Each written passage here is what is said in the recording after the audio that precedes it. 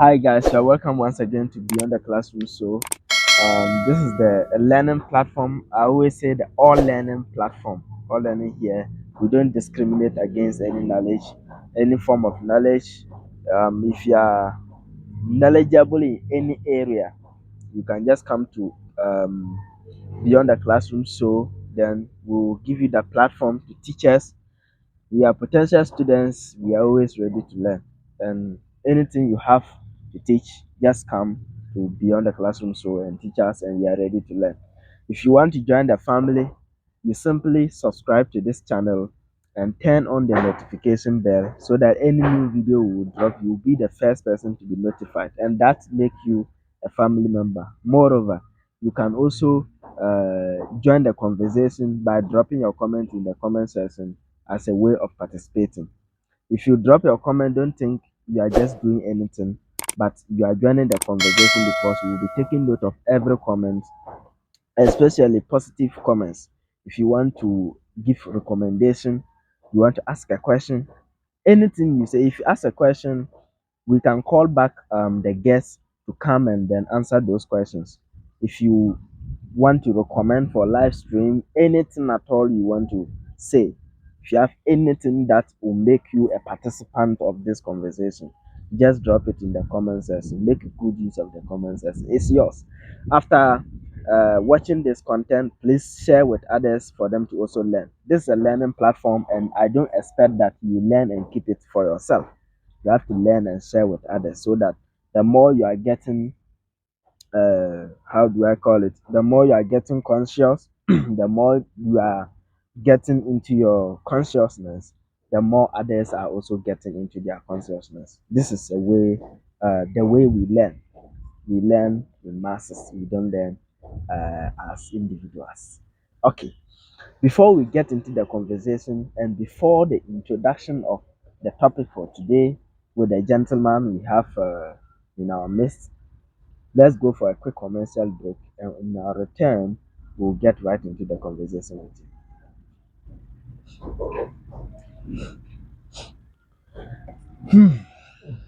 So we are just about to start, right? Oh, Okay. All right. You're welcome once again to Beyond the Classroom. So I welcome you back to the conversation. We are just about to start.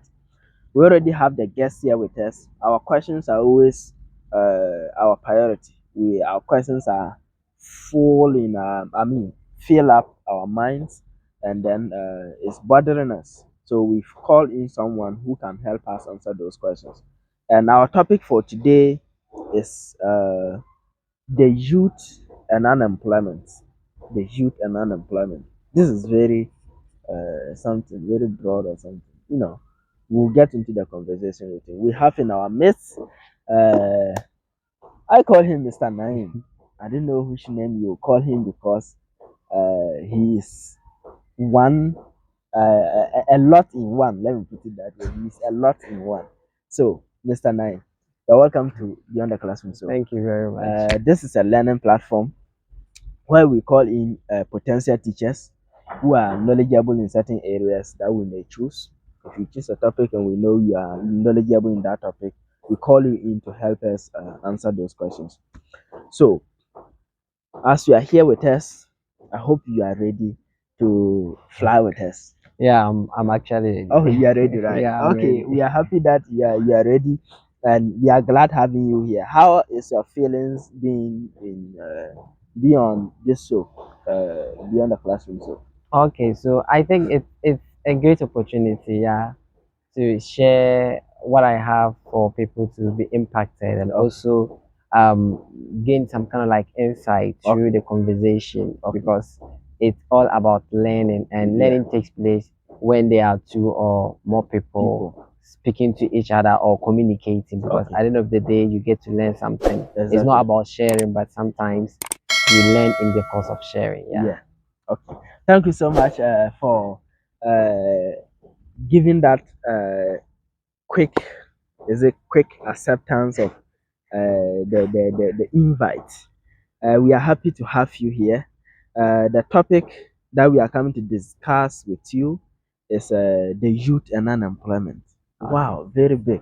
Anyway, we'll get right into the topic. Okay. Starting, but before then, I want you to take about a minute and some 30 seconds of our time to introduce yourself. I know you as Mr. Naem, but my fans, beyond the classroom, so fans, we don't know you. Before we learn from the teacher, we need to know the teacher. Okay, Okay, tell us who you are. so in short, I'm a high competitive change maker, Okay. a student of the University of Education, Winneba, and I'm a social change advocate that has been in the field of projects and then organizations, both Okay. locally and internationally, working towards the attainment of the Sustainable Development Goals. Okay. So that is basically my daily activities, impact, sharing my experience and expertise, learning from different people from different backgrounds, and also interacting with people that are having the same mindset as mine. Yeah. So Okay. that is small, something small about me. Okay. So, Mr. Naem, you've been into these projects you mentioned, Yeah. NGOs, you've been working with NGOs and Yeah. all of that.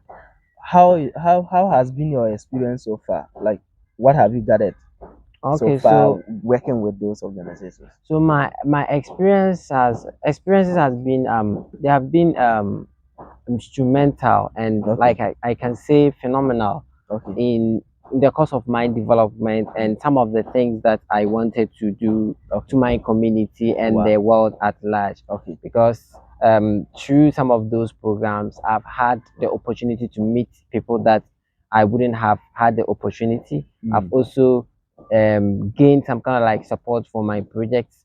I've been able to have this kind of like network that I can actually leverage on for support and for their background.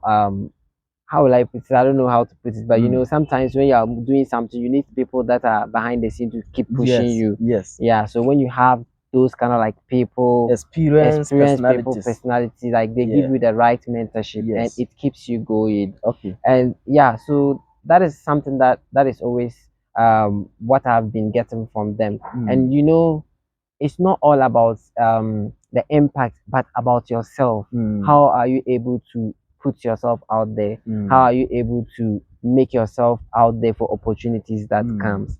And how are you also able to do well with your academics? Okay. Yeah. So some people even ask, how do you copy with your academics with the kind of like stuff you are The doing? things you are doing. Yeah. So, but you know, it's all about how you position your mind and the kind of like experiences that you've gotten from these organizations. Yes. So far so good. It has been a great and wonderful experience for my personal development and my community impact goals that I have for myself. Okay. Yeah, even though that's not the topic we are discussing today, but I still have yet another question to ask. I want to know, you mentioned it's more or less like you are a mediator. You stand in between. You take some experiences from the NGOs, then you take it to the society. Yeah. So you made mention of community, your community. So are you talking about a particular community or a community as in the whole Ghana? Okay, so the community I'm talking about is the world, because all my impact has been it has a cut across thing. It's not just a single community that I go to do the project. You know, sometimes some of the organizations you work with, they are on a global scale. So whatever you are doing, whatever impact that you are making is on a global scale. For instance, let me just talk about some few of them with Greenpeace USA, which was talking about disability people, accessibility of differently able people to organizations and how they are able to cope up with people in the society. So it, even though this particular organization was based in the USA, but then everything was for the world. And another thing I did was National Geographic Society and Nature Conservancy, which was on marine conservation. So even though the research I conducted and everything I had to do was a local community, Winneba, but all the input that I've gathered from the research was consolidated or put into a single document which was presented to policymakers. And this is what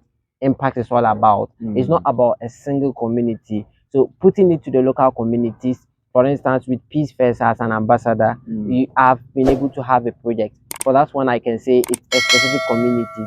I did one in two of them in Wa, and I had another one in Buse, which are all located in the Upper West region of Ghana. But there are others that you have to move from the comfort of your zone to those locations to, I mean, give out your services. At the end of the day, it impacts people. So the community I'm talking about is the world. Not a single place that you can actually pinpoint. Okay. Yeah. Okay. Yeah. And have you been able to make any impacts like along the line? Are you able to achieve to achieve your targets? You know, as you do, you have targets that I want to do this. Have you been able to achieve some targets? Yeah, for target, I've been able to achieve target. Even it all started with mental health. As a trained mental health advocate from the Ghana Youth Movement for Mental Health and World Health Organization Equality Right Training. So that is where everything started. So after we had been given the training, the necessary training, and what we needed to have or possess in order to go out there and spread the world of mental health. We were able to achieve our target because people erroneously misconstrue mental health to be people that are mad, or in the Akan abodam for, or in my local language Janjan. So it depends on like where you are coming from. That is where people always position it. So there are a lot of stigma and the myths surrounding it. But the encounter you have with people, the conversation you build with people, giving them psychological phase aid to be able to manage their mental health has been something that is so well, that I can actually say is something that is needed to be applauded for. And talking about the girl child education, with which I just recently had in my community, to say it was great, because at the end of the day I was able to achieve all the targets that I set for myself. And it didn't end there. It's still ongoing. It's not something that you should do and then let go. You should have the sustainability of it, because when you have the sustainability of it, you are able to impact people that are even coming. Because when you just do it once and then let it flop, that's all. People that are coming will not have the mindset or the idea of whatever the situation is. So you have to look at the sustainability of every project, and that is where the impact comes in. Always establish people who can carry forward. Exactly. So you are able to do that, right? Yeah. Okay. So people are down there working. Yeah, people are down there working. I'm having teams with people, and and when the project sometimes even when it comes, you just have to get your people that are closer within that particular vicinity that you are working the project on. So you just get them informed, then you put out the plan and how the whole thing is, and they come in to support you. That's all. Okay. So that is how it is. So it's ongoing, and we are building upon each step. After every year, we come with new initiatives that will, let people have the awareness, let people know what actually is going on. And it's not a single thing, it's not a single organization. Sometimes you also need to get the stakeholders involved. And when you bring the stakeholders to yourself, it's everything is very, very fine, because you get the support from people, and also you get the impact that you want to get. And there are people out there, even in your absence, they will be able to spread the word. The word. Yeah, okay. Sorry. I can see you have a lot to teach when it comes to the informal session, talking about things that are not related to our topic. If I want to follow you, we'll learn a full, like we'll write a full book, which is not even in line with our topic for today. You really have a lot to say. Why people call you a man of opportunities, but I don't want us to go there. Okay. I don't know. I will find another time for you to come and tell us more about this NGO things. People think NGO is occultism. When you are part of NGO, then it means you are a beggar, you are occult, you are this, that, like a lot of misconceptions. Anyways, one day I will find a time for you to come. Then we'll look at this NGO. What is even NGO? What is the benefit? What are some of you know everything? So let's jump into our topic: sacrificing NGO and other opportunities for youth and unemployment. Okay, we want to use Ghana as a case study. Okay. So we proceed on with it. So who is a youth? These are some of the keywords that we have: youth and unemployment. Before we go for unemployment, who is a youth? So youth is not having a single-handed definition. It depends on where you are coming from and what actually you are talking about. Because when you look at the youth, it's the transition from childhood to adulthood, or is a period between the childhood side and then the adulthood. And when you look at childhood, it's kind of like subjective. It depends on where you are coming from. Yes. But for the United Nations, they think that youth is a person between the age of 15 to 24, according to the United Nations, 15 to 24, according to the United Nations. Yes. When you look at places like Wiki Educator, they also look at a youth to be between the ages of 15 to 35. Some people also see you to be between the age of 15 to 40.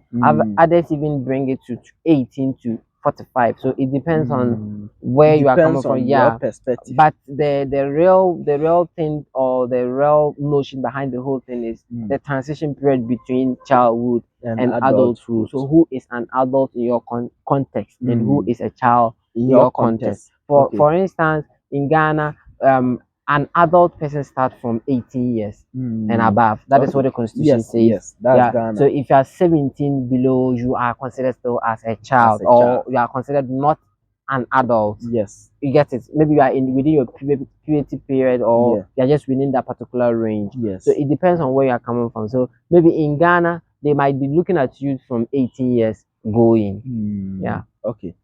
So basically, what you are trying to say is that youth is the word youth is subjective, and we can't get a specific definition age range for it. Okay. Let's go on to look at when we say unemployment. What is that? So unemployment is a situation where people that are capable, willing, and able to work do not have jobs to do, or cannot find paid jobs, or cannot just get their ends meet through jobs that are there for them to engage in economic activities and have their own way of livelihood. So that is unemployment. So it's means of survival. People absent for people. There are no jobs for people to do. Or even if there are jobs, there are no paid jobs. People do not get jobs that are paid for in order for them to be able to earn their living. That is the simplest form of unemployment. Okay. Now we've now understood what youth is. We've looked at what unemployment is. Now let's go on to put the two together. Okay. Youth unemployment. Under what circumstances do we say youth are unemployed? You know, this word is very common in Ghana. Yeah, it will go by and the unemployment, youth unemployment. Ghana government should provide jobs. What is that? Okay, so under what circumstance? So under the circumstance where youth or people that are within the ages of 15 to 24 in the United States, what the nation's definition, or people within the ages of 15 to 35. But let me just say university graduate or graduate from tertiary institutions in the country Ghana who cannot find paid jobs, yet they are willing and able to work, but they cannot find paid jobs to do. So that is basically the youth unemployment in Ghana. Okay, so per your definition, should we limit it to that of graduates? Let me say training college graduates, university graduates, just graduates, not the illiterates. Okay, so like I'm just using the graduate side of it, but no, it shouldn't be limited to only literate.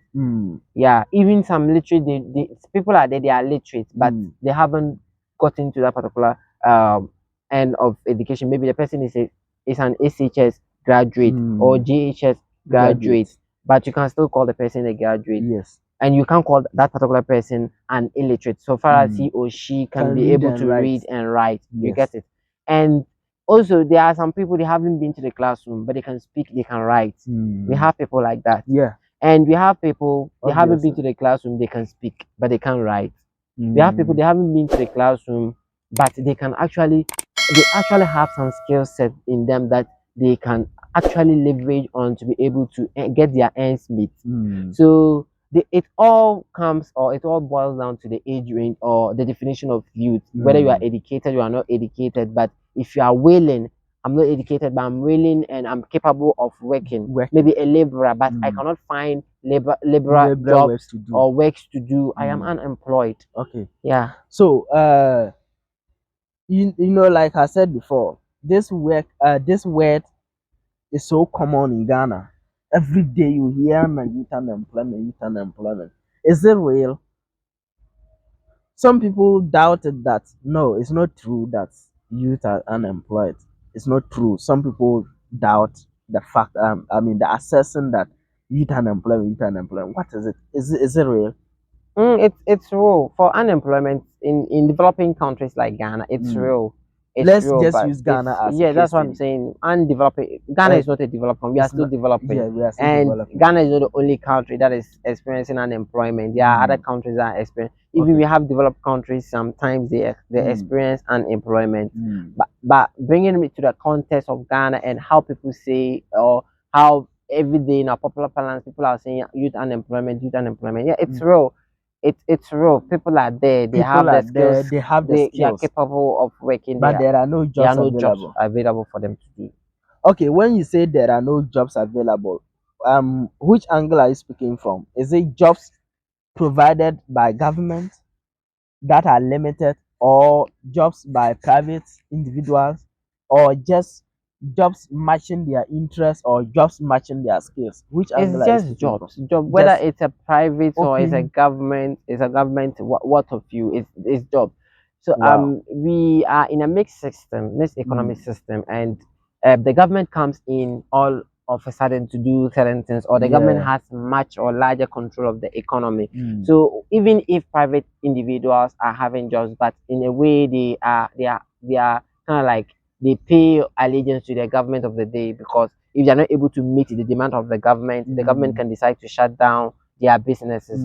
So whether it is a private or the government, job is a job.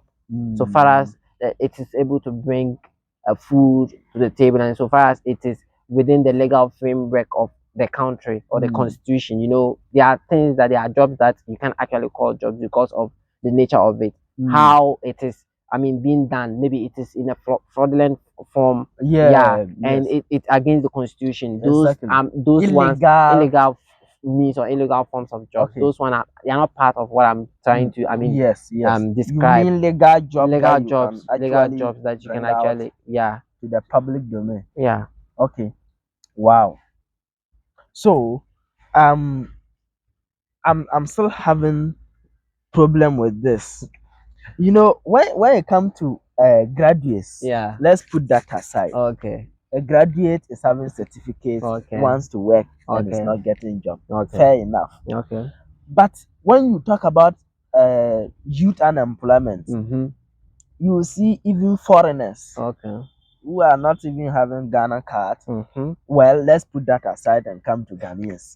Ghanaian youth who are not having, some have actually got no skills. Okay, there is a teaching vacant. Who should come? Some don't have JHS certificate. If there is a security job, the qualification is SHS. Some have not even been to primary. But all these people, when we talk about youth unemployment, all these people come up and say, we are unemployed, we want jobs, we want jobs, governments will create jobs. How do government create jobs for people that are not educated? Excuse me to say, people that are not educated. You know, I'm speaking this way from the perspective that if we say employment, using graduates, for instance, you can put them in the teaching sector, nurses, we have cocoa board and what have you. You can put them in any of these sectors. But when you now come to people who are not, who don't have any academic qualification, how do government cater for these people when it comes to youth unemployment? Okay, so I think it's all about the system in which we find ourselves. The system is in such a way that we have developed this kind of like instinct in ourselves that it's all about certificate, and that is what all of us are always fighting for. When you look at Ghana, it's just recently that people are kind of like they are getting eye open, like they are not to their consciousness. They are no more focusing on the certificate. People are trying to understand that not about the certificate, it's about what you can actually do. So we have people that have not been to the classroom, but they can actually do better than people that have been to the classroom. My Uganda's education system, it's not a practical one. It's theory based. You learn something. Just look at your the courses you are reading in school. Some of the courses, when you go to the classroom, you don't need them. They are not relevant to the classroom. Yes. You can't use those topics or experiences just to teach. You have to go back to the SHS syllables. I'm not saying those courses are not Yes. good. They are good, but when you want to translate it to the classroom at the senior school, practically you can't it doesn't work. You see the point? So we have been conscientized to ascertain the fact that it's all about certificate. If I don't possess a particular certificate, I will not be able to do this and that. And that is why the system is like that. So, but when you look at elsewhere or other countries, it's not about a certificate. It's about what you can actually do. What skill set do you possess? What we have different types of education. We have the formal, informal, and non-formal. Yeah. So we have people that have been to a TVET training. They have been to the TVET. That is technical vocational education. Yes. So we have people that have also been to that are also taking STEM for outside the normal classroom or not the formal curricular activities. Yes. They have skill set, but because they don't have that particular top-notch degree we call the university degree, they don't consider such people. So it's always about the certificate. Have the certificate, even if you can't do the work. But so far as you have the certificate, which is always the qualification they are looking for, they will get you the job. So that is where the whole problem starts. And when you want to bring the whole problem to the society, you find people that have not got the certificate, yet they are also demanding for jobs. Yes. And you can't say because somebody is not going to school or somebody has not got the certificate, the person should not ask to be placed in a particular job to also do in order for him or her to earn a living. Because so far as the person is a citizen of your country or a citizen of a country, the person owes allegiance to the state, and the state also in a way owes allegiance back to the citizen. It's not a one way, it's a two way. Just like the system theory, which says that you send your demand with their support in the box. The box will process it into your output. And when you look at the output, that's where the policies and the programs comes in. And after which, if there are some that were not really digested, they will go back to start from the system again and then go into the box for the processing. So even though they don't have this particular skill set, but they support the government in a way. They pay taxes, indirect taxes, they pay. And even some pay direct taxes. And if somebody is paying direct taxes, yet the person is not having something to do in order for him or her to earn a living, definitely the person will yell or agitate for the government to provide jobs. And when you even look at the social contract theories, you know, we came into agreement with the state to provide us with some basic rights. The right to life, the right to personal liberty, and the right to what? Property.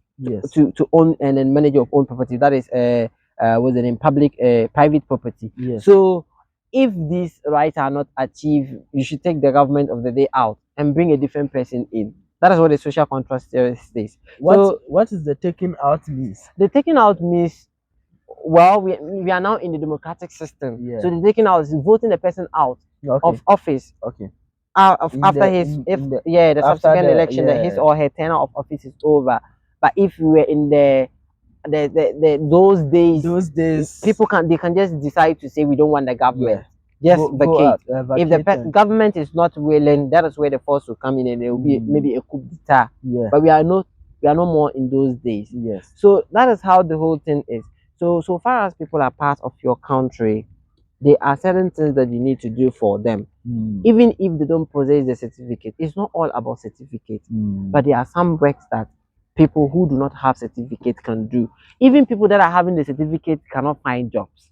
That is one of the biggest problems. So that's why they will say even we those that are having the certificates cannot find jobs. How much more those without? So you see the problem.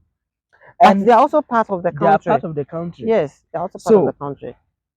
Looking at the system, do you see that there are some people without certificate, like you put it? who are still capable of doing something, not Yes. necessarily the unskilled labor. Like, can they do something? Can they do some, is it white collar jobs we call them? Okay, so talking about white collar jobs, it depends on where you are sending it. Yeah, it depends on where you Let's are. say cocoa board, Cocoa board. There are a lot of works in cocoa board. electricity company of Ghana. There are a lot of work. So if I'm a cleaner at I haven't been to school, but I can do cleaning job. Yeah, it's a job. I'm also working at cocoa board. If the accounting workers, I'm part of workers of cocoa board. Electricity company, we have people that are cleaning. If I have not been to school, but I can clean, that is a skill set I'm having. Or they are looking for cooks. I have not been to school, but I can cook. It's a skill set. But it's just that the system is not favorable that somebody can actually cook, but you can't utilize your cooking skills to be able You have to be able to calculate mathematics with them. It's not even about calculating mathematics, but it's like you can use it. I can cook, but I don't have the capital to open a restaurant or to start up a simple cooking business. This is always my problem. Like we are saying, there are some people who can set up businesses, in fact proper businesses, but because of startup capital, they're perishing. What can government do to support some of these people? It's all about policies, rolling out policies. You know, when government roll out policies like giving incentives to people that are into entrepreneurship, people that are bringing about their own initiative businesses, it will create more jobs. The government can give this initiative through things like loans. You can give loans. The government can give loans to them. The government can actually roll out some programs that will favor them. Maybe scaling their businesses. Maybe the person is having the skills of cooking, but there are certain skills that the person is needed still lacking. The government can come in to provide some maybe a 1 week training or workshop for them. All these things will add up to them doing something. Some people are there, they can cook. There are NGOs or there are organizations that support people entrepreneurship, like self-entrepreneurship, SMEs. But I am an entrepreneur. I don't know how to write a grant proposal. How do I land into a grant? You see the problem. I am an entrepreneur. I don't know how to use technology, or there's no technology in my business. And you know how the world is now revolving around technology. How do I gain the support from people? So those are the areas that the government can actually support, not necessarily even giving them money, but when you train or when you give them these kind of like support, they will be able to do things on their own.